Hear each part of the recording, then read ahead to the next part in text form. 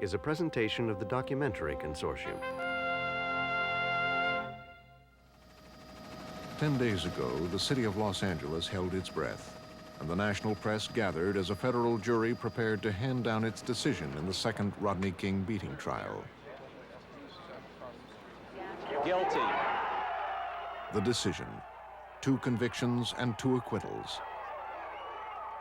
Many Angelenos felt they had only narrowly averted another disaster.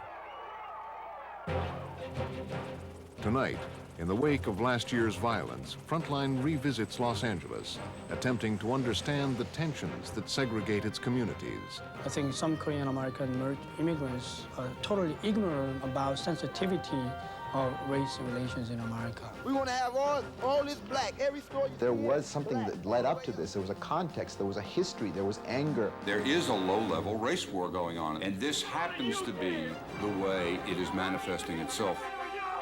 LA is burning. 5 reports from a divided city. With funding provided by the financial support of viewers like you, and by the Corporation for Public Broadcasting. This is Frontline.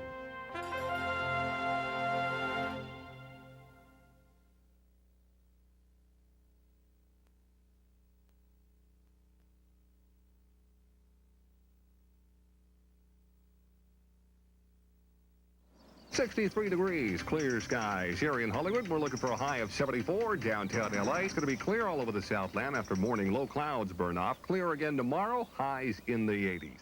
For almost a year now, Los Angeles has been a city on the edge. The recent federal court decision has brought some relief from the tension. But the memories of what happened here a year ago are still strong and clear. More than 50 people died, and at least $800 million worth of property was destroyed during the worst civil disturbance in modern American history. Thick black smoke shooting up into the sky. There's a snow there. We're in a night out of control in the city of Los Angeles. Terrible, terrible pictures. All this guy did was enter this area. Can we all get along? Can we stop making it horrible for the older people and the kids? The question is one that has been asked of Los Angeles many times. The lawlessness that broke out with unbridled fury in the Watts section of Los Angeles was... It was asked during the Watts riot nearly 30 years ago. It was asked in March 1991, after the beating of Rodney King. And then again last April 29th, after the first trial of the police officers in the Rodney King case ended in acquittal. To look for what has happened here and why, Frontline asked 5 people who have watched and thought about Los Angeles to tell us what they see. John Edgar Wideman, novelist and professor of English literature at the University of Massachusetts. Susan Anderson, Los Angeles-based writer and community activist. Edward Chang, professor of ethnic studies at the University of California, Riverside.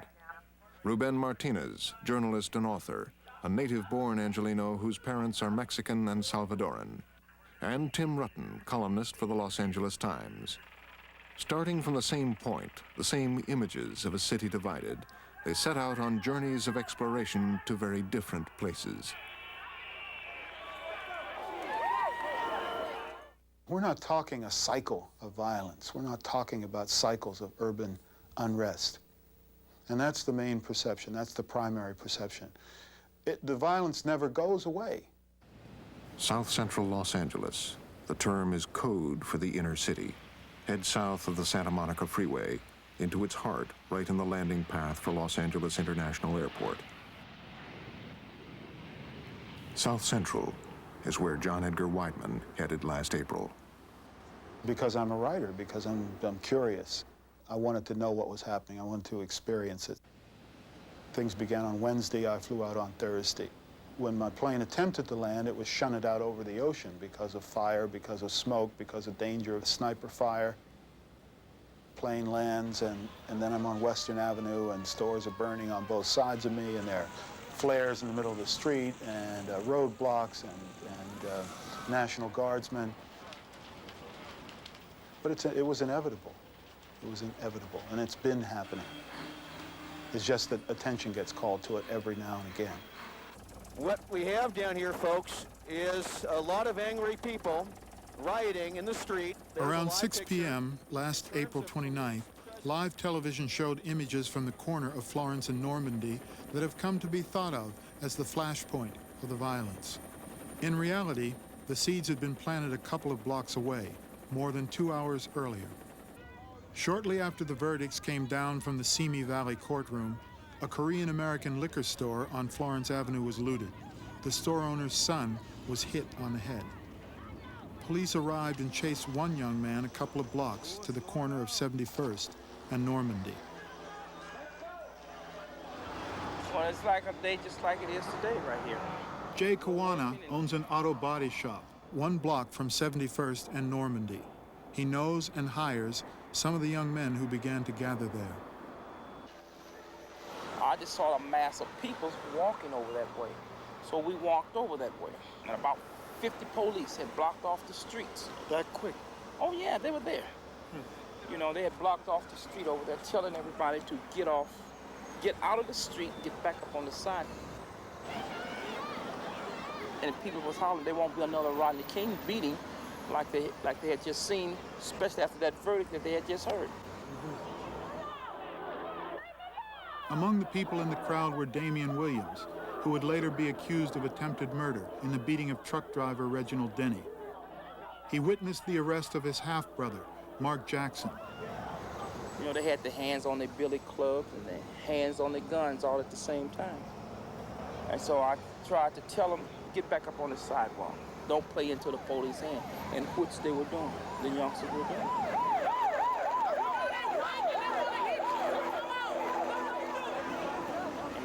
And everybody got back up on the sidewalk, and then you heard a thing over their little squawk boxes that they carry, their little two-way radios.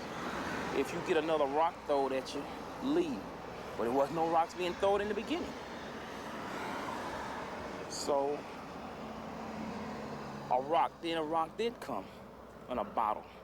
So they jumped in their cars and they left.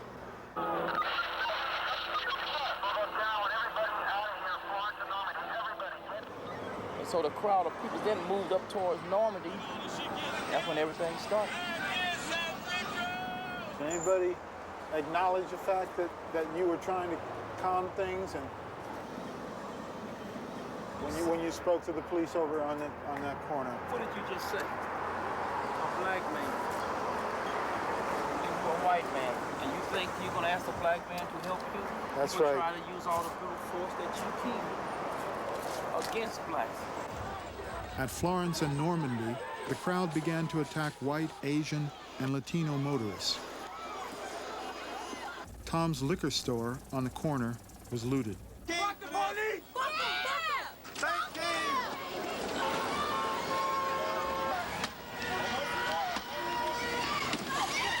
Around 6:45 p.m., truck driver Reginald Denny was pulled from his cab. Media attention turned this one attack into the symbol of them all. Oh, look at that. Terrible. And there's no police presence down here. They will not enter the area. It all happened so fast that the images kind of ran together. You just saw someone generally getting hit, getting beaten. Then the kind of glee, the body language of the people who were attacking him. There was no recognition that this was another human being. It's such an extreme situation. It's what I see is myself. That's what I see. I see myself. That is what's taken over in that Denny situation is mob violence, mob psychology. If you push people far enough, they go bonkers.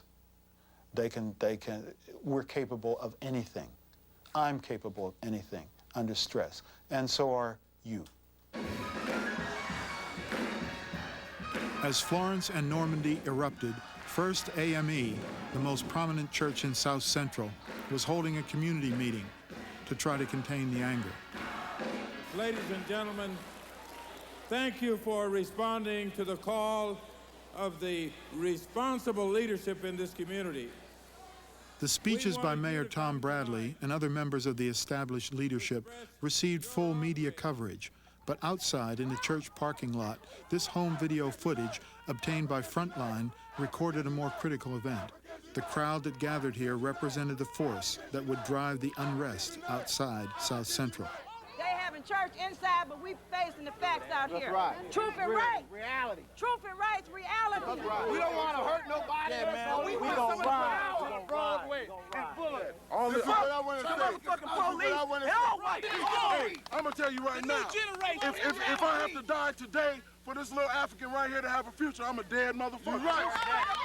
I don't think we'll ever forget the images that came out of First AME Church the evening of April 29th. I don't think that will ever go away for the rest of my natural life. Deacon Alexander and the other men at this table represent an older generation of radical African-American leadership. All are former Black Panthers. Last April, they found themselves in part observers. Rebellion. I was right here when they was in the church singing, and I was on the outside, and the place was burning. And that is what happened, is that the system had pressed down on us so much that we exploded, and in that explosion, LA got wiped out. Some people use the word revolt or rebellion to make it clear that they want to distinguish the events of April from a simple outbreak of frustration and anger. But Riots suggests the old-time notion of just a kind of thoughtless, mindless, angry reaction. And people don't want the events in April to be categorized that way. Man, this is history. We go to Westwood, Brentwood, Whitewood, all that. From First AME, part of the crowd headed downtown to police headquarters at Parker Center. That event, it now appears, was partially planned. Our objective was to try to paralyze Parker Center. And if you paralyze Parker Center, then most of their force is going to be in that area to protect it. That's Michael Zinzun, head of the Coalition Against Police Abuse. My concern is that we didn't want them to begin making the Black community an armed camp, utilizing police from throughout the city to surround our community as they did in Watts, and simply allow it to burn itself out. What was put forth days before the verdict is that if all four are found not guilty, we want everybody downtown. We want to surround Parker Center. If anybody got to do any burning or anything, let it be done down there where all the money's at.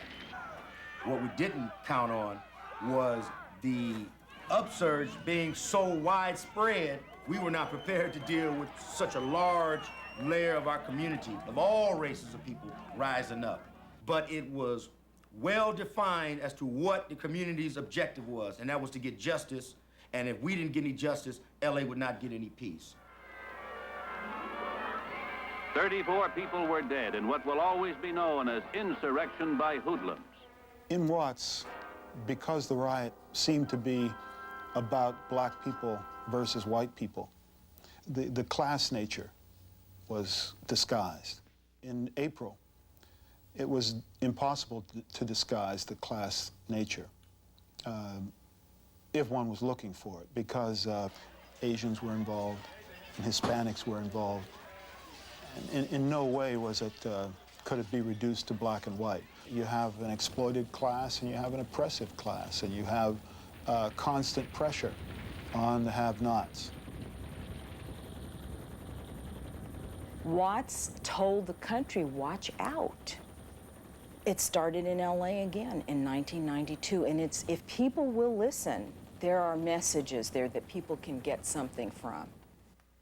People were speaking to us, and people who had previously been mute. And it's up to us to try to decipher what they're saying. Susan Anderson, writer and media consultant, works in downtown LA as an executive with a nonprofit organization that funnels private funding to the inner city. On the afternoon of last April 29th, she left the office to pick up her son at school. One of the thoughts that was uppermost in my mind was what to say to him. I didn't know if he'd heard about it or not, but I was trying to figure out, how do I explain this to him? Because the verdict said to me that the life of a black person has no value. So we got home, and I had the TV on, and things had started happening at Florence and Normandy, and that was my first inkling that something might get out of control. I mean, it was unbelievable. We were watching it while it was happening. You're seeing people, now they're pulling the driver out. I felt sick and I felt helpless, and I felt even wrong to watch it if there was nothing I could do about it. I still didn't think what my son thought, that there was going to be a war. I still thought that it would just kind of die out after a while. And I was really wrong. I had 2 bricks in my hand, but I didn't throw them. And somebody had threw a brick and hit the car. They had looked back and had saw me. Shondell Daniels is the boy whose arrest at 71st and Normandy first angered the crowd. He was released within hours uncharged. Everybody, they wasn't thinking. They was just letting their anger control them. They was just mad at just getting treated like this, you know. They don't have no money. Now that you look back on what happened and it's a year later, would you have done something different that day? I would have done something different. I would have took it in a different way. I think I would have to, you know, protest some, you know, in a peaceful way. Try, you know, make everything better. Because we really need jobs, you know, that's what I like to work on. You know, I don't like why my friends in jail now, you know. I don't like, you know, it could have been me too. For everybody, the events last April posed difficult choices that all come down to one: the profound moral dilemma between self-interest and the good of the community. You know, I can't believe this is happening. I can't believe it went this far. This is what was going through my mind. Why did it have to go this far? Titus Murphy, Terry Barnett, and Lee Ewell were 3 of 4 people who left their homes to go rescue Reginald Denny. And I can identify with the fact that people were very angry, but I didn't feel that's the way to, you can't solve anything that way, taking it out on other people because of the color of their skin. I was angry about that. I mean, I was really angry. I figured God was definitely chose me, as well as Terry and Lee and Bobby, at the time to do that task. There was no turning back. It was a mission that had to be done. By the time they got to the intersection, Denny had somehow climbed back into his truck and was trying to drive away. The rescuers escorted him to the nearest hospital. The lack of police response has brought several lawsuits against the city, and the police department will not comment on the specifics of what happened at Florence and Normandy. Is he dead? He ain't dead yet, but he gonna die because he's hemorrhaging inside, and spray painting his nose, poured oil in his mouth. He gonna die. What was so unreal to me is that this was my neighborhood. Reporter Naomi Bradley, who was hired by Frontline to consult for this broadcast, did several stories for a community paper on the events here. But for her, the verdicts made objectivity difficult. Like, well, what am I going to do now? Well, at that very moment, that deciding moment on what I'm going to do now, the only thing you want to do is hit somebody. I wanted to hit somebody. I instantly became mad at every white face that was in my job, and these were people that I worked with all the time. If we feel enraged and all of a sudden people around us become objects or become symbols, are we doing the same thing to them that we say they're doing to us? But what you feel at that moment is, they did it, I can't get any recourse, so now I'm gonna do it back to them. It's revenge. People have been in that intersection, first throwing rocks at automobiles. I do think that what happened, the uprising, had within it people rebelling against the established order. I don't think there's any question about that. But I respect the power of political movements and the power of revolutionary change too much to simply define this as a rebellion. What's missing was planning. What's missing was direction. For me, what happened in April of 1992 was a riot and a rebellion and an insurrection and an uprising. It was part bread riot at times. It was at times a Hollywood riot, you know, staged purely for spectacle. Sometimes I see it as one, you know, chaotic piece of performance art that only LA could have concocted. It was not a black-white riot. It was an Asian, black, white, Latino riot. On April 30th, the second day of the unrest, the Latino Pico Union area erupted. West of downtown, north of South Central, most of Pico Union's residents are newly arrived immigrants from Central America, many of them without papers. Latinos were also perpetrators and victims of the violence in South Central, where they are now more than 40% of the population. Citywide, 51% of those arrested were Latino, a fact that even writer and journalist Ruben Martinez did not expect. I guess I didn't want to believe it. I mean, I grew up in this city, and although I knew all the reasons for the anger and what was about to come, I guess I didn't want to believe that it was going to go as far as it did. I went downtown to Parker Center, where there was, I guess, the multicultural mini riots, I suppose you could call it. I mean, there's a lot of activist people, a lot of people from different political groups in town, from the west side, from the east side. And among the most vocal, because they had the bullhorns, were members of Refuse and Resist, a wing of the Revolutionary Communist Party USA.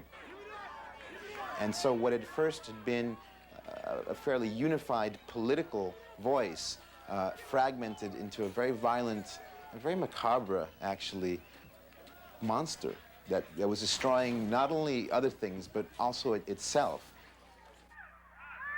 It didn't occur to me at that moment that this would spread over into the Latino community. I was taken aback by it at first. And then, after I thought about it for about 30 seconds, I realized, of course.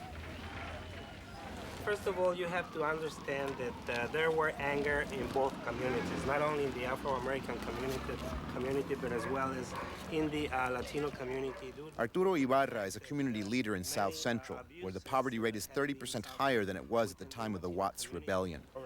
Latino as well as black gangs are active in this neighborhood. And last April, local stores, both Latino and black-owned, were targeted.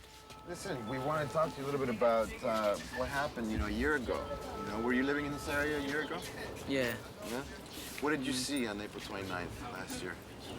Well, I don't know. Like, what was it about? You know, a lot of people thought that this was going to be, you know, something that would only affect, like, the black community. No, everybody did it. Everybody did it. Mexicans, black. And why were Latinos involved too? What reasons? Oh no, that's for fun. It's for fun. Everybody was doing it. Everybody was doing like what? Like going out to stores? Going to stores. But that's how it is right here. Every socioeconomic ill that you can point to in the African American community is also present in the Latino community. The sense of hopelessness, the sense of despair, the crime, the drugs, the gangs, the police abuse, it was all there. The recipe for the riot existed. That's why it happened. People pouring out of the shoe store, you gotta wonder what's going on in these people's minds. Pico Union is a baby of a community. It's been redone in the last 10 years by the immigration from Central America mostly, but also from Mexico. East Los Angeles has been there since the latter part of the 19th century. I went to East LA, I think Friday or Saturday of the riots. I asked some people, why is it so quiet here? And then one young person told me, you think we're crazy? We're gonna burn our parents' stores down? Now, that just wasn't the situation in Pico Union and South Central, where the outsider, quote unquote, owning the store was the norm. This is one of the reasons they don't want our presence there, because they would rather do this with impunity. This is a very typical LA riot media shot. We just heard the anchor person said, use the term they. They are acting with impunity. Of course, and it's an aerial shot, looking down on these tiny figures that are scurrying around the Sears department store like ants, and the anchor persons are talking over them. It's like these lords looking down on the commoners down below, and the distance is incredible. At a certain point, one anchor person said, "Those people look like illegals to me," when he saw the sea of brown faces looting a particular store. How did this person know they were illegals? Who knows? There were all kinds of comments that underscored the distance between the white media of Los Angeles and what was going on the streets. Yes, it was a tragedy. Yes, jobs and stores that were in people's communities were being lost, but there was something that led up to this. There was a context, there was a history, there was anger, there was disappointment and rage and frustration, and it was coming out in this particular way. If you talk to most Korean immigrants, they just are shocked. They just cannot explain that this kind of things can happen in America. Koreatown lies west of downtown, next door to Latino Pico Union. It's the business center of the Korean-American community and a center of research for Edward Chang, professor of ethnic studies. Koreatown, the physical location of Koreatown is right between South Central LA and Hollywood. So it kind of serves as a buffer between the white community and African-American community. The Koreans are on their roofs, evidently armed, we have been informed. The media portrayed that Korean-American merchants were acting like vigilantes, gun-toting vigilantes. However, most Korean merchants did not own a gun. So Radio Korea and other Korean language radio stations requested those Korean Americans who had a gun to come to the Koreatown and try to help your fellow countrymen.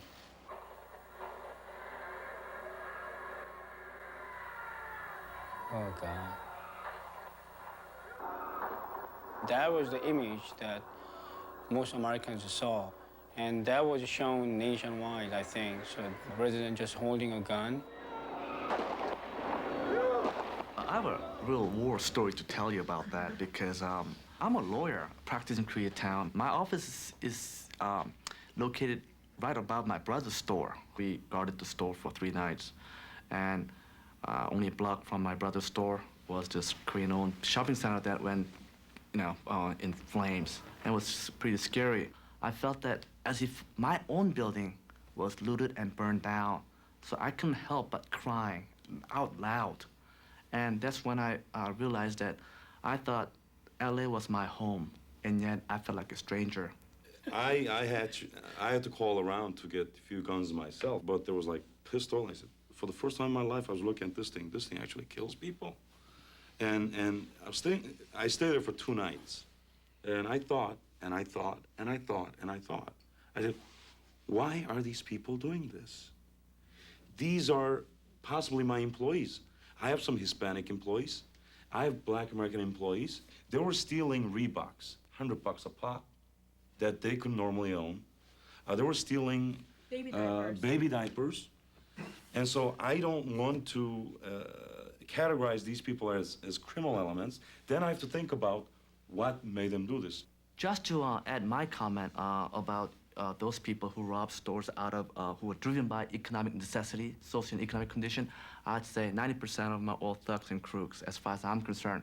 And I don't know about you, but if they had stepped into my brother's store, without hesitation, I would have blasted them away. I have been active member of a Black Korean Alliance, which was created in 1986 to prevent these things, to promote harmony and understanding between the two communities.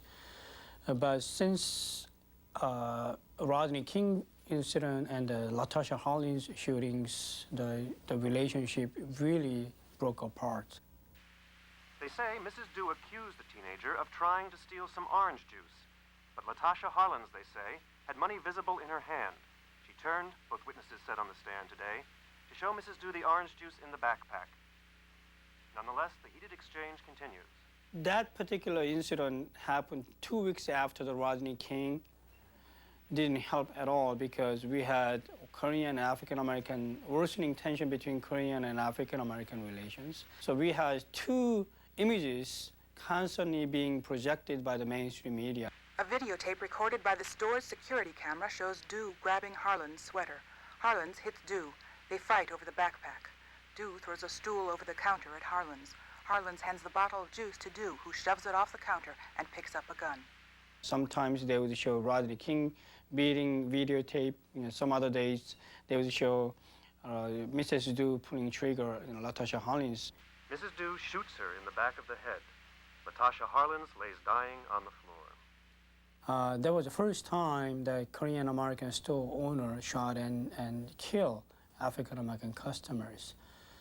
Before that, many Korean American merchants have been shot and robbed and killed, and no one really talked about that. A man we believe to be a business owner can be seen on top of a building with a gun. Korean Americans believe that media definitely favor African American community over Korean Americans. Portrayal of riots, obviously they covered as if this riot was a direct outcome of a simmering conflict between Korean American merchants and African American customers. I feel like we're victimized twice by this. And we're used as a scapegoat. Let's forget about all our other problems. Let's just focus it on this, and maybe everybody will forget and blame it on these two ethnic groups. What happened here was about two things, one of which Americans don't want to deal with, and one of which they refuse to recognize. The thing they don't want to deal with is race, and the thing we refuse to recognize is the issue of class. The Mid-Wilshire district of Los Angeles is an ethnically mixed area, lying east of Beverly Hills and north of South Central, more or less at the city's heart. This is home to Tim Rutten, Los Angeles Times columnist. The first fires you could see were to the south and east. They moved west along Pico and Olympic, turned and began to move northward along La Brea. One plume of smoke after another rising, and then finally across through Hollywood until at sunset. As you stood here, you were completely surrounded by fire and smoke. And this is just 4 blocks from the high-rises of Wilshire Boulevard. You had this sense, a sense that was not inaccurate, that anarchy had gripped the city. A sense that, in some very fundamental way, boundaries upon which we all rely every day had fallen. And they'd fallen for everybody.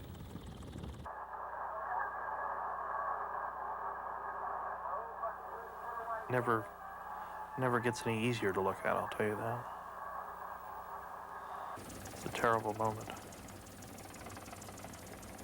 Oh, look at that. Oh my God. Terrible. And You know, of course, for many white Angelenos, this is the most compelling image of those 3 days. Just as for many African American people, the beating of Rodney King is the indelible image from this whole sequence.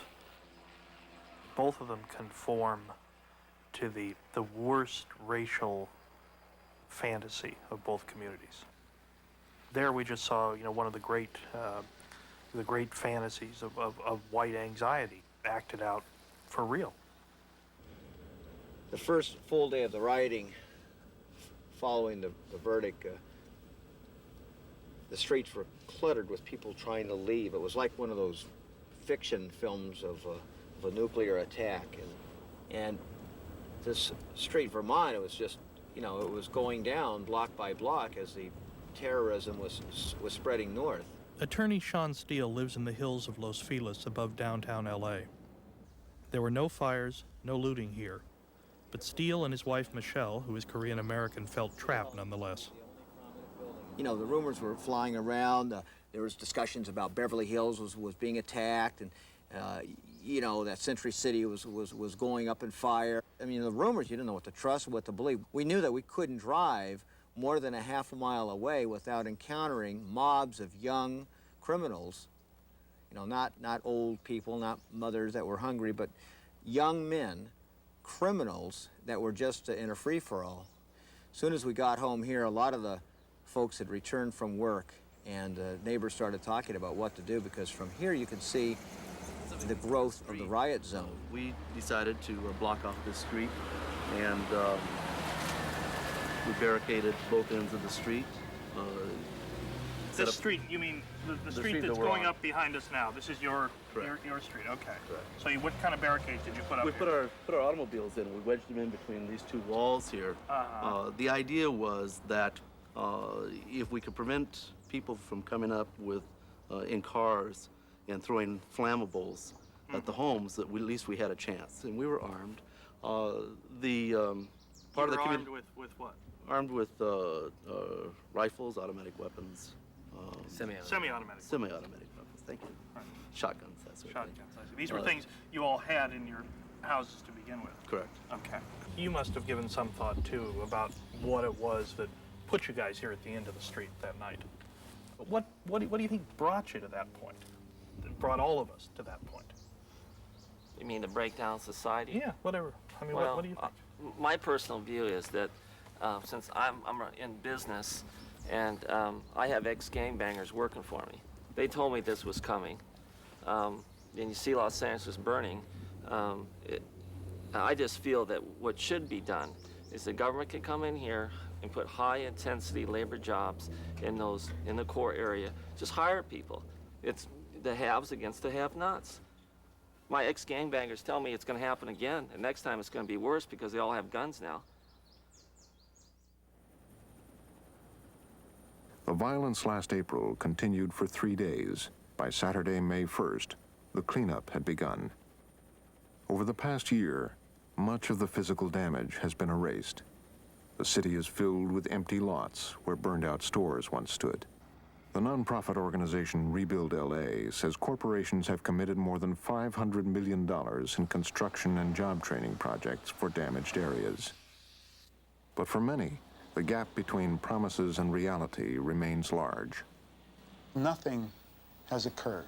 The warning bell rang, people were killed, billions of dollars of property were destroyed, and it's back to business as usual. Rebuild LA. Which LA? If you put LA back together so it looked exactly the way it did on April 28th, who would that benefit? Normal means for some people the impact of the police pressure, no jobs, terrible stores, that package of second-class life and opportunity we call the ghetto. That's normal. This is the corner where in 1992, all 4 corners were burnt out. That one was burnt out, that one was burnt out, that one was burnt out, and this one was burnt out. But it's still not rebuilt. That lot was burnt out in 1965, and there was never any rebuilding. My friend, Stan Sanders, an attorney, grew up in Watts. He and I were Rhodes Scholars together at Oxford University in the 60s. Over there, John, really interesting, this whole area was an industrial belt. And it's still pretty much a place where people work, but small businesses. The big industrial companies have left. You know, the GMs and Firestones, Goodyear, they don't have their big facilities, and they were all in this corridor 25 years ago. And that's across the tracks, and there's nothing there now but vacant lot. Vacant lot. South Central Los Angeles in the 25 years prior to 1990 lost a net of 70,000 jobs.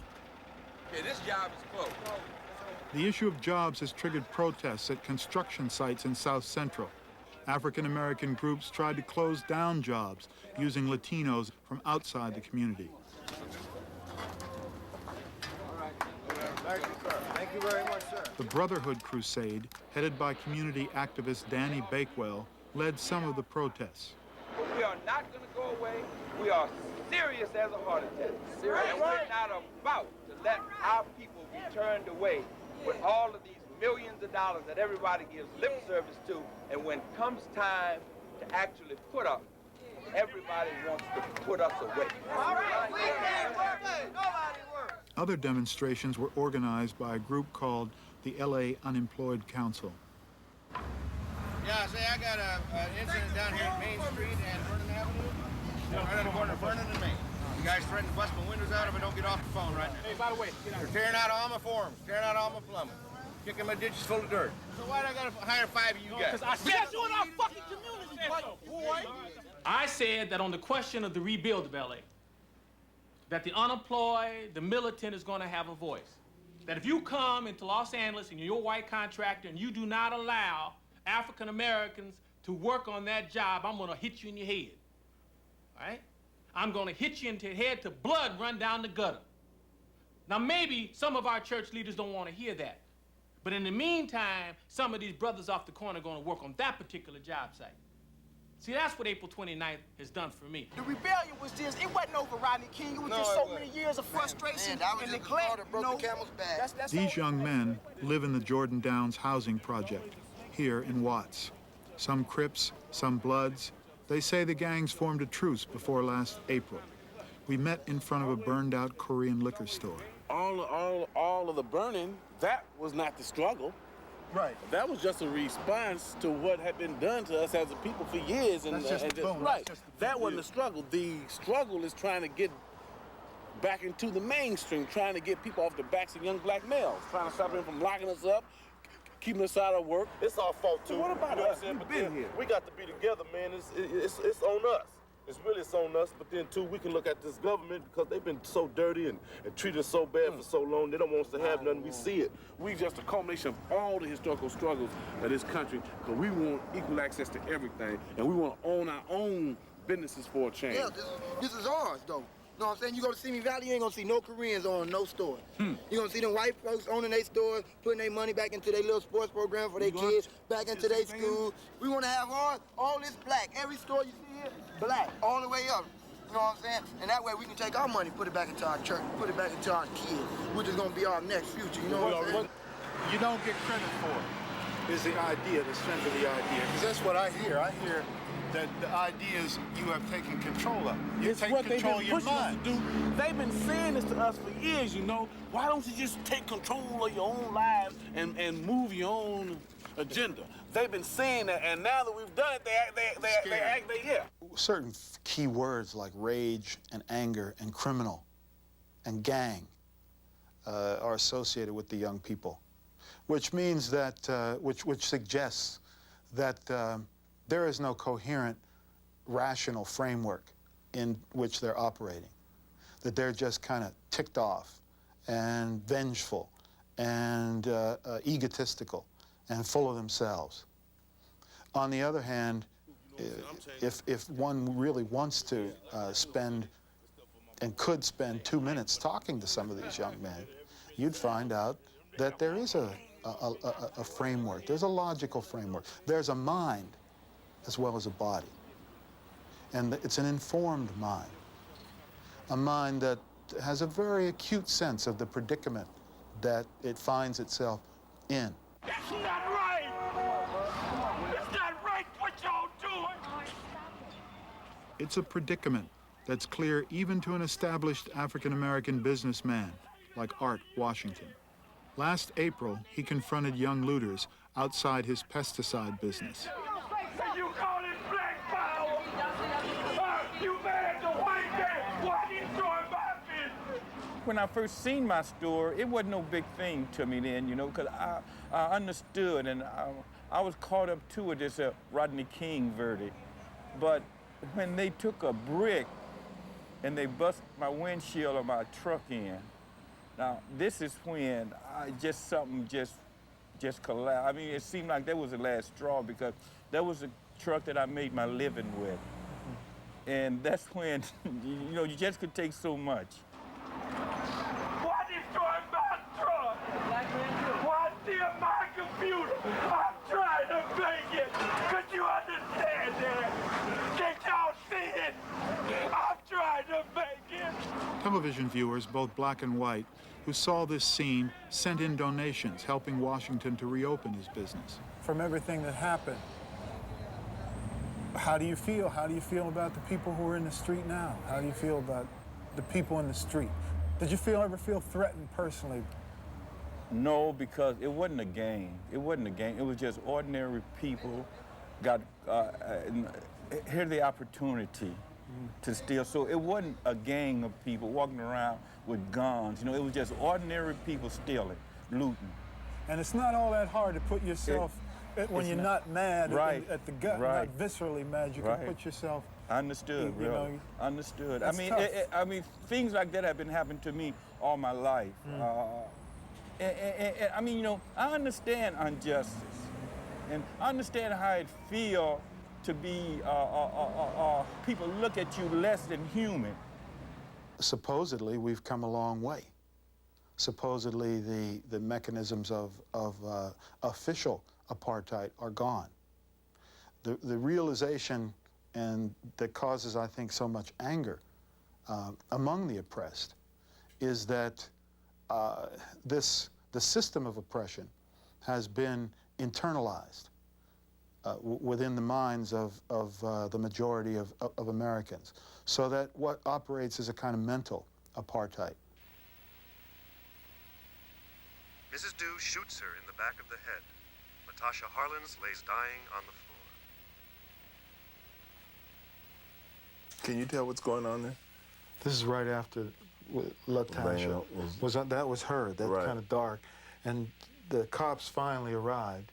But the point is, they never even check her. Yeah. They never even take a pulse. They never do a thing, as if it's a person lying there. Mm-hmm. And that erasure of her is the final indignity. The Korean grocer was put on probation for 5 years. Soon Ja Du was convicted of manslaughter, but sentenced only to community service, no prison term. Judge Carlin followed every letter of the law in sentencing Soon Ja Du. It reflects the fact that America is making a choice. That is, some people count more than others. That choice is still the rule of the land. Some people count more than others. Some are more equal than others. We're becoming more and more like other third world countries, where there are just a few haves and many, many have-nots. Most Korean American merchants in South Central LA do not blame African Americans. Some of them sympathize with African American community who had to endure the hardship and economic deprivation for such a long time. So they tend to blame police and failure of a National Guard to protect their businesses. The police say, hey, you don't want to die, you just leave Hurry. He never harmed me. He just tell me, hey, you don't want to die, you just get out, Hurry. Songho-ju's liquor store was completely burned down last April. Damage to Korean American businesses accounted for almost half of the total property damage during the 3 days of unrest. Chief targets were swap meets, large Korean-style variety stores, and liquor stores. This winter, a new city ordinance forced owners of some types of burned-down stores, including liquor stores and swap meets, to go through public hearings before they could reopen. The case that I'm taking right now is the city plan case number 920514. The city council acted in response to concerns of the African American community. A big issue is the high number of liquor stores in South Central Los Angeles. My name is Songho-ju, and I am requesting that the city not use my laws as an opportunity to impose additional restriction and assume additional cost. Personally, I like this man here. I know him, he know me. I have no problem with him coming back in our neighborhood. This is not a racial problem or a racial gathering or not a lynching to go out against the Korean people in our community. No, this is not. This is merely a protest of alcohol being brought into South Central Los Angeles, more particularly of the area of 51st and Avalon, where I live. I'm for limiting the number of liquor stores. I think it's healthy for the community, but if you want to do that, you have to apply equally, not just to the victims. It's a pure ethnic politics at worst. Hey, brother, I heard nice talking to you or something. Oh, yeah. Okay. Oh, yeah. Okay. All right, anyway, we'll see you later. Okay, then. Come back. Okay? Okay? All right. And you know what, Kira, with a nice cold beer, and you know, right? That's what you're saying, right? Yeah, it's But if you want all the time, it's a nice beer ice in the core ice beer, right? That's what you want all the time. What are you talking? I think some Korean American immigrants are totally ignorant about sensitivity of race relations in America. They simply don't have any understanding. They lack knowledge of living in multi-ethnic, multiracial society. Why? Because Korea is such a homogeneous country. We have one language, one culture. So they were totally ill-prepared to live in this society, this kind of environment. The cause of this whole riot had nothing to do with Korean Americans, Korean merchants. Had nothing to do with it. Exactly. Yes, there were some problems, but was the problem deep enough that actually they come after you with the baseball bats and guns and burn you down? No. During the Watts riot of the 60s, a lot of Jewish Americans got hurt in terms of business. And did they cause it? No, I think it's the effect. We're the pawn. They are the symbol of oppressor, because the African American customers usually argue that Korean Americans are ripping us off. They are exploiting us. So Korean American merchants became the symbol, rather than real oppressor. But real profit-making venture is corporation, multinational corporations. So Korean Americans are taking all the blames for this corporate America. Simplify 해달라, 간단하게. They are just beginning to realize that we have to voice our concern. You can no longer be just simply passive and wait until someone else to come and rescue you. We are learning the American political game. For example, Korean American Victims Association staged a month-long demonstration in front of the City Hall, which was never heard before.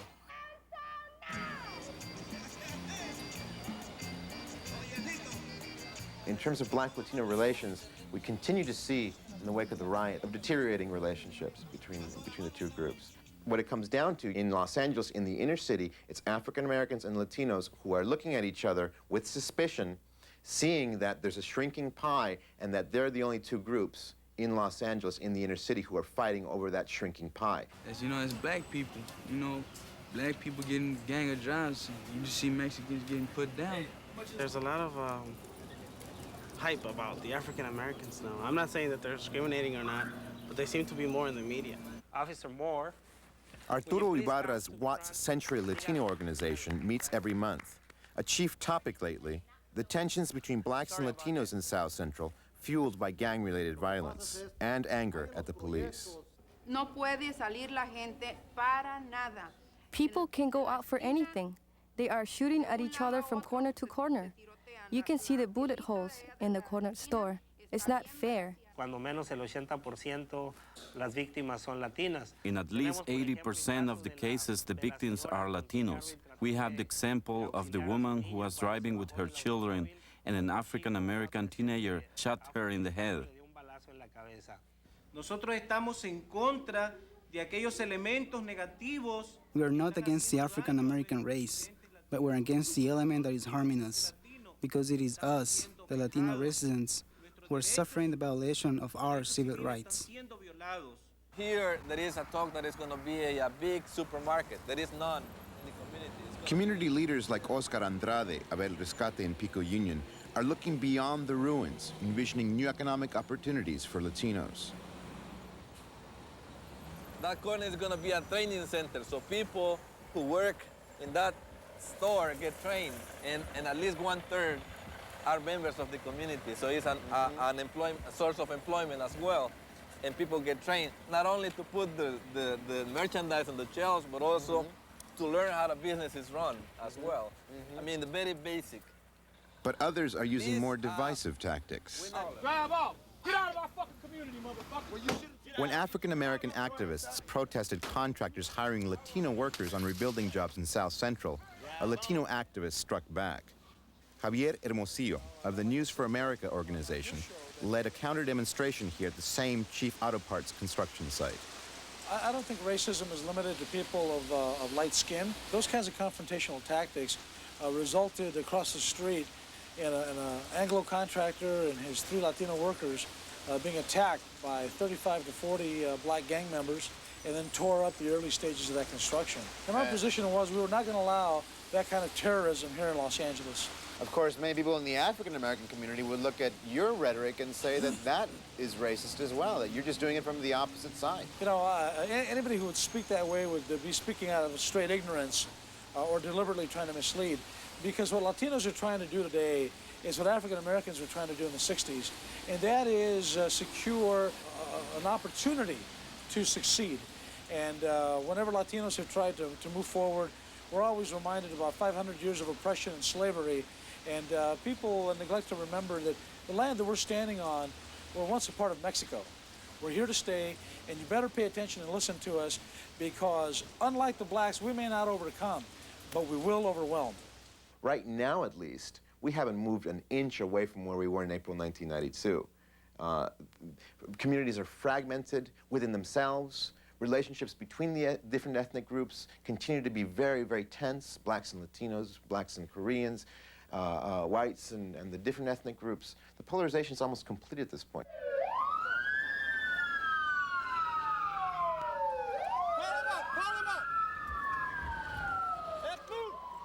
When I saw the police doing their riot training up by Dodger Stadium, I knew that there would be people when they see these pictures and hear that they're doing it who would feel reassured. I was very distressed. I hated to think of the confrontations that might occur if something breaks out again. The city government is involved in far more preventive or what we call rehabilitative steps than just dealing with the issue of being able to put down small or large skirmishes around the city. Police Chief Willie Williams came from Philadelphia to succeed Daryl Gates. We are in the process of moving forward with our community policing program, expanding from the 3 areas that we have neighborhood advisory groups to all 18 areas of the city. But it's a process of coming together. It's going to take years to accomplish. But the frustrations, I mean, I have the frustrations. I'm ready to go, go, go. And you just can't move that fast. We live in a city that sees fit to come up with $1 million, I don't know from where, for their laundry, their shopping list of riot gear, so that we can prepare for war.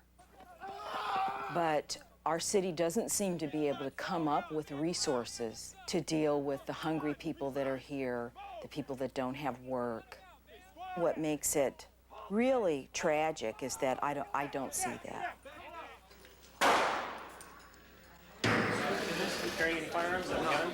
Welcome, sir. Go get a number. Every gun store in Los Angeles, and there are an immense number of gun stores here, has done a land office business. And it's a mistake, though, to think of this as a purely white or Anglo phenomenon.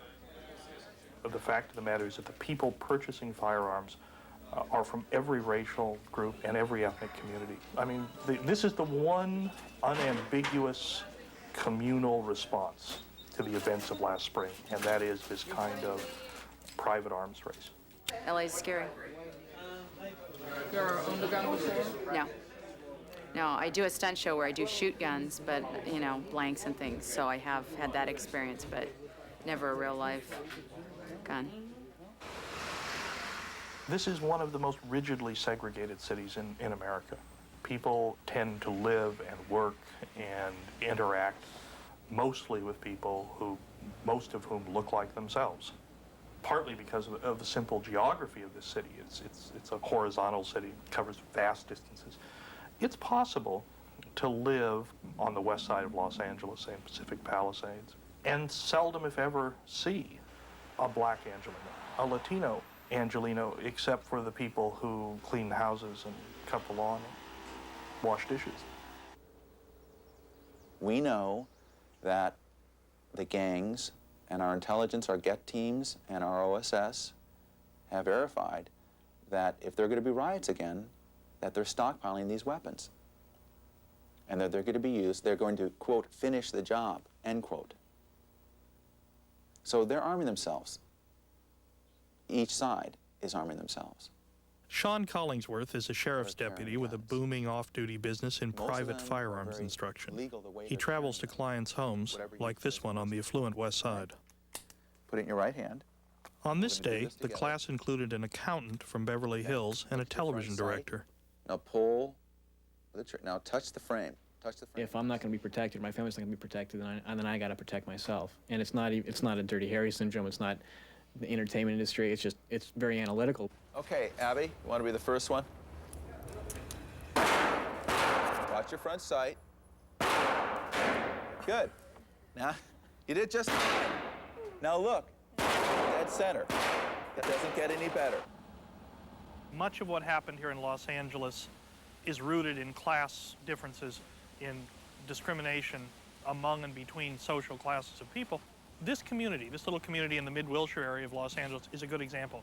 This area is called Windsor Village. Their average household income is about $26,000. It's not an affluent neighborhood. It's also a racially mixed neighborhood. This neighborhood began to experience what residents considered an intolerable crime problem. Whether or not it was intolerable is a perceptual question, but they decided to do something about it. And through their neighborhood organization, they did something that an increasing number of neighborhoods are doing, and that is they petitioned the city to begin the process of essentially walling themselves in. First thing that happened was they put up traffic barriers. Eventually, this neighborhood will be entirely walled in. It'll have gates with privately paid security guards. Barriers like this, walled neighborhoods like this, are a sign of neighborhoods essentially seceding from the larger community and going into business, fending for themselves. It's hard not to see this physical barrier as a metaphor for what's happening all over the city as this process of neighborhood secession proceeds. This side, as you notice, is pristine, it's clean. I don't know, people living up that street may even find it comforting. But if you walk 2.5 feet, you see something entirely different. What do these people make of this? Anger, threat, rejection, outrage. Who does this? And what really separates them from the people on that side?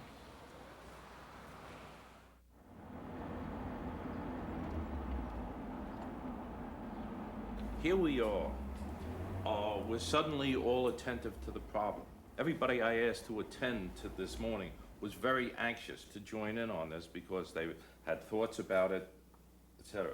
Stanley Scheinbaum, an economist and political activist, is a pillar of the Los Angeles liberal establishment.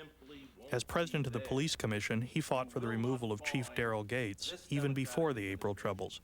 His living room is as close as Los Angeles comes to a political salon. When we talk about class and we talk about color, when we talk about racism, I know what it means to live in a wonderful neighborhood. I know what it means to live high on the hog, but I also know what it means to come out at night and try and get a cab. And we got to deal with how we really see and think and feel about each other, because we haven't dealt with it and we're so afraid to deal with the fact, why do I hold my pocketbook closer to me when I see somebody young and black? Why do we do that? Right now in the Korean community, do you know what's happening? I was in a mental health center. It is true, people are having post-traumatic stress disorder. Why? You know what triggers it? When they see a young black man walking toward them. They were just describing it to me. Their hands were like this, just describing it to me. Pretty soon I see sweat, okay? There's something wrong with this picture. Now, I'm not saying everybody in this room has to go out and solve it. It definitely is the racism factor, definitely.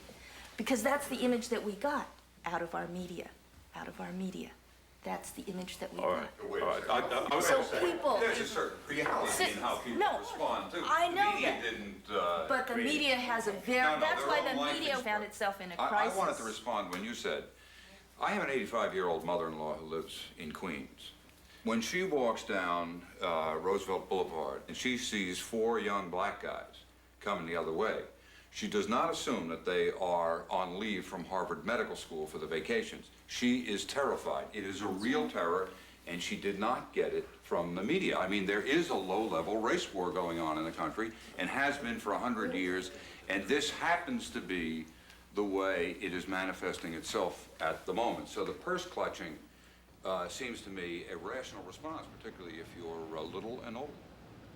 Over the past year in Los Angeles, the battle has been played out in two specific arenas. First, there was the federal trial of the 4 police officers charged in the beating of Rodney King. We, the jury, find the defendant, Stacy Kuhn, guilty. The verdict 10 days ago, convicting 2 and acquitting 2, came after weeks of tension and fear of new violence. After the decision, the city gave a collective sigh of relief. But now attention is gradually turning to the trial yet to come, that of the defendants charged in the beating of Reginald Denny. The Denny defendants have come to be known as the LA4 Plus. Gary Williams, Damian Williams, no relation. Henry Watson and Antoine Miller, plus Lance Parker and 2 others. There have been rumors of plea bargains, but only Gary Williams has pled guilty to stealing Denny's wallet. Damian Williams was charged with a variety of state and federal counts, including attempted murder. He's being held on bail of over $500,000. Defense attorney Edie Fall claimed that his client did not have effective counsel during the preliminary hearing last August. What's on trial, in many people's view, is the justice system. And we're looking for a just society. Everybody still would kind of agree on that. But then you begin to discover that one group says the justice system works, another group says it doesn't. And so once that cleavage begins, then the language becomes more or less useless.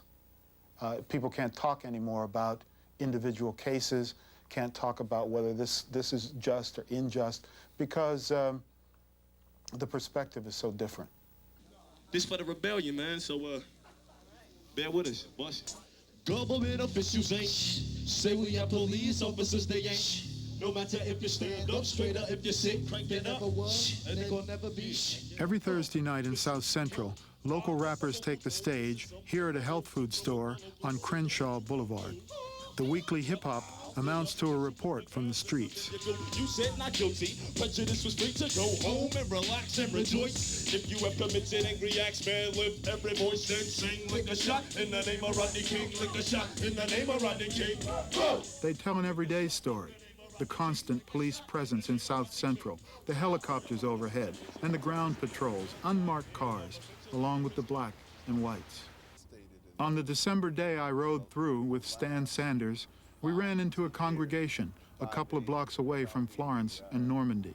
Needless to say, this area is probably well patrolled in the months since April 29. Patrolled or cordoned? A lot of activity in front of this house, huh? The police were gathered outside the home of Damian Williams, in custody since May for the beating of Reginald Denny. His mother is Georgiana Williams. Ms. Williams, my name is John Wadman. Hello. How are you? I'm a writer. Well, I'm a cook. You're a cook? Well, I'll tell you what. I'll write something for you if you cook something for me, because I'm hungry. Why did they congregate? No reason. No reason. This is every day the cops is over here. This is every day. So this is no longer. This is no nothing longer new. A free street. It has never been American free. street. No, no. This has been going on for years. They come over here and they beat up people, and they take them down, go and arrest them. So this goes on over here every day. Oh, you want to see my notes? Since Damian's arrest, Mrs. Williams, who works nights as a nurse, has drawn attention from the media, as she has publicly spoken out in defense of her son and the other young men accused in the Denny beating. I can take a hammer, honey, and bust a hole. The justice system is on trial because it's failed. It's failed black people. If you have an instrument that doesn't work, why use it? That's the question that's being asked. We prayed that this case would be handled in a way that would cause this community to have respect for the criminal justice system. Family and supporters of the Denny defendants have organized as the LA4 Plus Defense Committee. And this winter, it drew outside support from political leaders like Maxine Waters. So we watched and we waited while the young men who supposedly were identified on videotape were apprehended. We have watched as they have not been allowed to get bail. The police officers that were involved in the Rodney King case were people who were entrusted with enforcing the law, which is a position of trust, a position that was violated, notwithstanding that some of them were allowed to walk the streets on $5,000 bail. No justice, no peace. No justice, no peace. Last December 14th, the LA4 Plus Defense Committee went back to the corner of Florence and Normandy to hold a rally, an event that became a new flashpoint, marking the city's divisions. Of our demands that the excessive bail be reduced to reasonable amount and that these brothers be released forthwith because a fair trial is virtually impossible.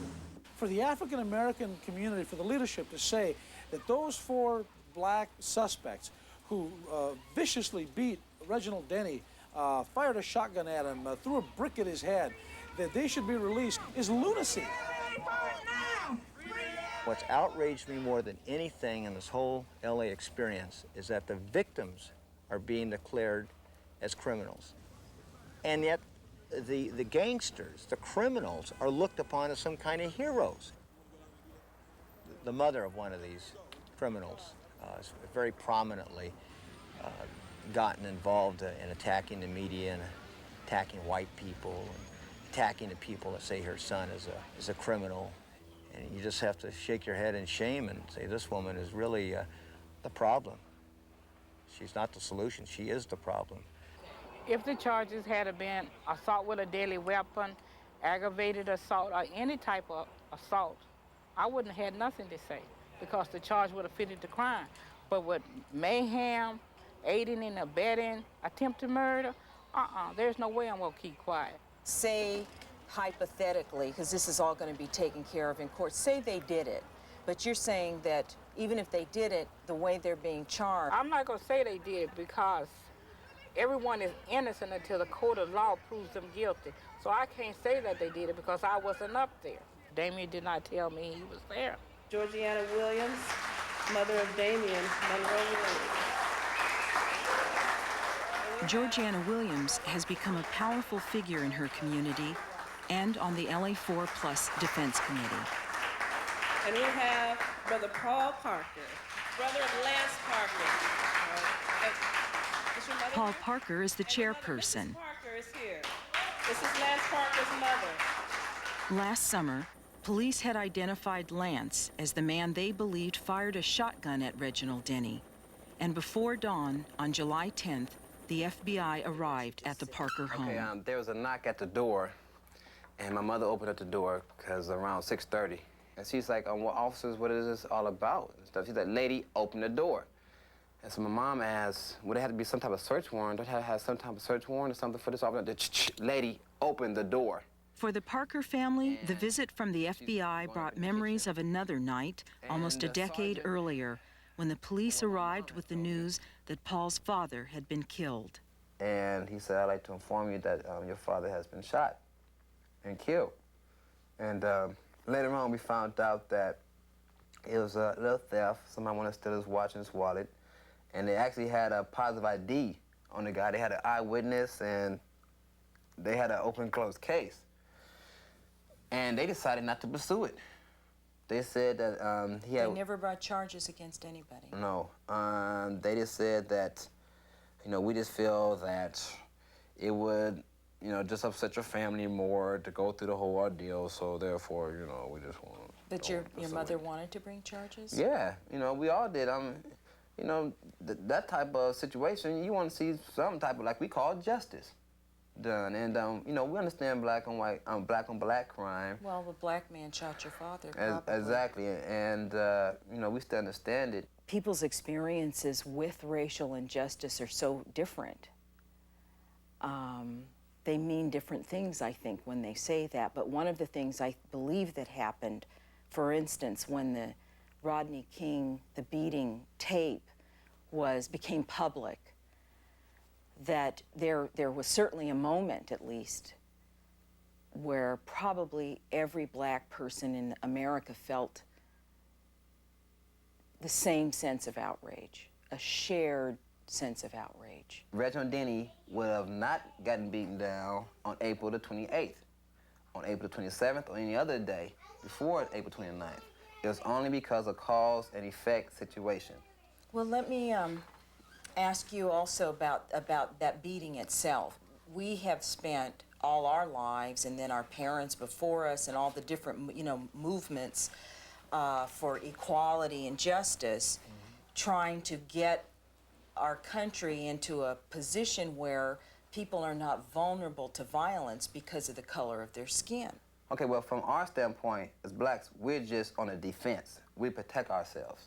We are not out there committing genocide upon other races. If justice were served, none of this would have happened. So you're saying because they were black and angry that they don't have to live up to some kind of standard of morality? No, I believe that since white people have put black people in the situation that they are in, that white people are the cause of a reaction. Well, what do you say to him, Reginald Denny, if he was sitting here and you all were looking at each other face to face, what would you say to him? I would say that you know how it feels to be a victim now. As many black people over 500 years. It's something that, God deal with, but you know how it feels now to be black.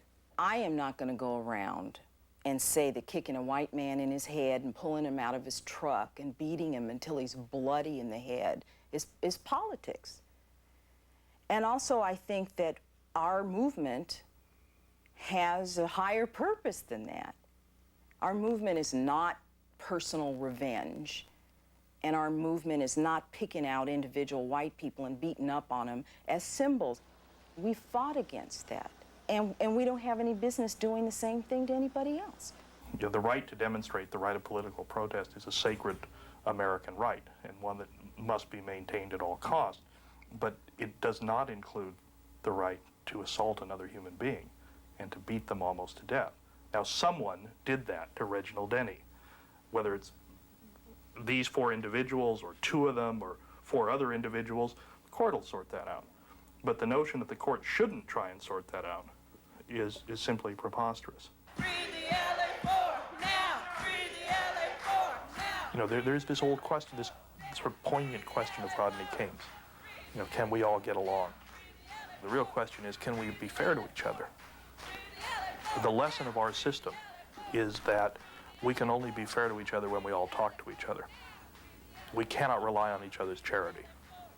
We can only rely on our system when we all have the opportunity to speak honestly to each other about our needs, about our resentments, about our indignation.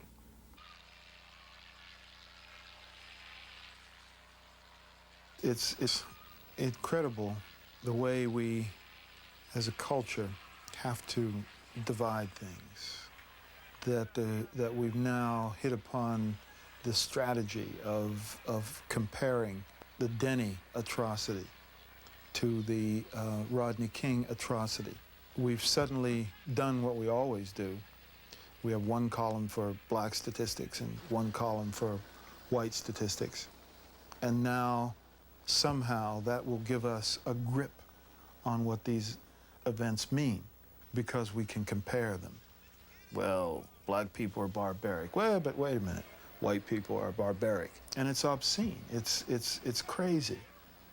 With the knowledge we have about what happened in April and May, is there some sort of a working relationship developing between these various communities and the people down in the inner city? I got an infinity of calls from Beverly Hills people you know. I hear they're coming up here. I hear they're going to Pacific High to kidnap my kids. Are we still flying blind, or have we learned anything? Well, I go back to that day when I heard the verdict, you know, when I think about it, doggone it, it upsets me even right now thinking about it. I felt as though somebody had just punched me in my face, then my stomach, and told me that me, my life, and anybody else like me just was not worth that much. That my life was expendable. All you got to do is be one black person in the wrong place at the wrong time, and everybody's gonna think that, Cheryl, oh, well, how do you feel deserved it. Cheryl, how do you feel about Reginald Denny in that verdict? With the I mean, I agree with know. your feelings on the other, but how do you feel about those guys? I mean, you saw the same thing I saw. You know, the thing about it is I say to you, what did either one of those two men, whether black or white, what did either one of those two men do to deserve to get beaten the way both of them got beaten? No, I'll answer your question. I know what you're getting to, and I'll be happy to answer it. I think we need to make a distinction. The king was under color of law, and there is a difference. When you have 19 police officers standing around in their uniforms, in full view, feeling free enough to beat this one black man, probably just because he was black, is a lot different than having some teenagers. I'm not disagreeing. No, but I'm saying I think it's a critical distinction. I think it's a critical distinction and a critical comment on the city and on society. I agree that there's a distinction, okay? Critical distinction. Okay, now tell me that you're sitting on the Denny decision. You've now seen this tape. Mm-hmm. Are you saying to me that those people did not deserve punishment under the law? Not at all. You can get more time for kicking a dog than you can for shooting the back of a head of a black woman off. When that verdict came out, I was shocked myself. By the same token, these 4 young African-American men were wrong. They're beating this man. He did not deserve to be beaten. Sunjadu had nothing. She had no criminal history whatsoever. She had nothing in her background to suggest that she was going to repeat this horrible crime, and I do think it was horrible, and I've said it, and I've gotten threats for saying it. How could you, as a Korean, ethnic Korean, say this? You know, but come on, let's get to some truth at last. It is so hard to break out of our boxes. I am in so many boxes. I'm a woman. I'm ethnic Korean. I'm second generation. I speak a different language. I'm a lawyer.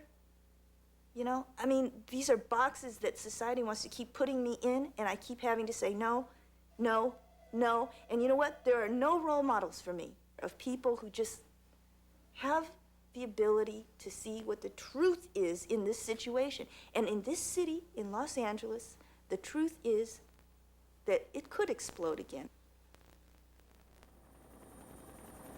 This month, the peace is holding, helped by the convictions in the King case. Aggravated mayhem.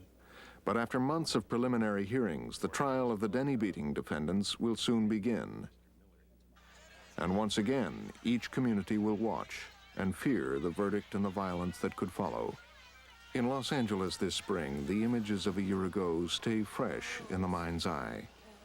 You see, by the dawn's early light, Occasionally, other images emerge, like this softball game in South Central between a team from Simi Valley and players from the city, from different ethnic groups. But the turnout was small. Not even all the players showed up. Here he goes, everybody move! Los Angeles has always been the city we've watched to read the future. The playing field on which issues facing us all are first joined.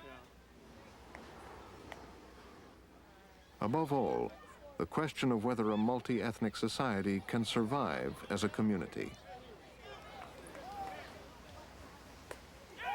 You see, time is of the essence, so we must act with swiftness, quickness, quickness, support black business. A year later in Los Angeles, many are still asking when their day will come.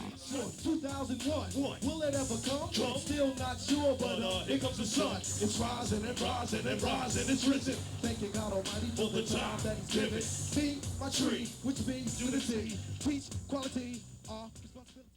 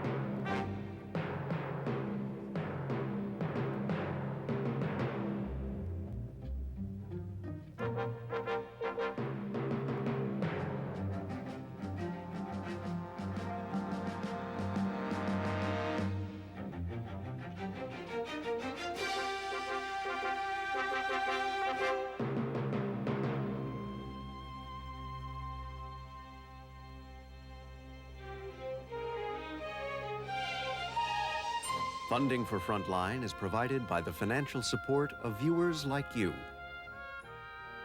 and by the Corporation for Public Broadcasting.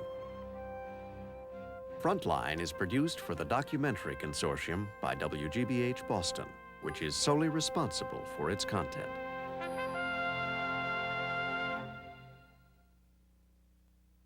For video cassette information about this program, please call this toll-free number.